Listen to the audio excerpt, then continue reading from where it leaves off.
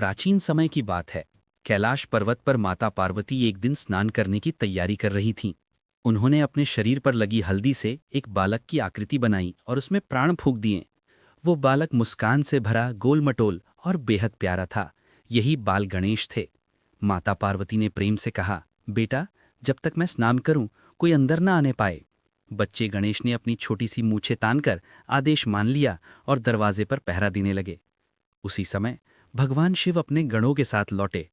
घर के द्वार पर एक अनजान बालक को देखकर शिव ने अंदर जाने की कोशिश की, लेकिन बाल गणेश ने हाथ फैलाकर कहा, रुकिए, मेरी मां स्नान कर रही हैं, किसी को भी अंदर नहीं जाने दूंगा। शिव हंसे भी, समझाया भी, लेकिन बाल गणेश डटे रहे। गणेश की जिद और बाल सुलभ मासूम अधिकार देखकर शिव के गण क्रोधित हो गए।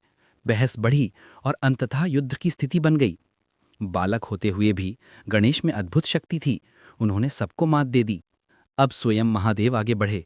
बाल गणेश अपनी जगह अटिक खड़े रहे। अंत में शिव को क्रोध आया और त्रिशूल से उनका वध हो गया। कैलाश पर्वत पर सन्नाटा छा गया।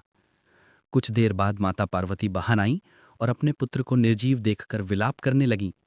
उनके क्रोध से त्रिलोक कांप उठा। उन्होंने कहा, मेरे पुत्र को पुनर्जीवन ना मिला तो सृष्टि का नाश कर दूंगी।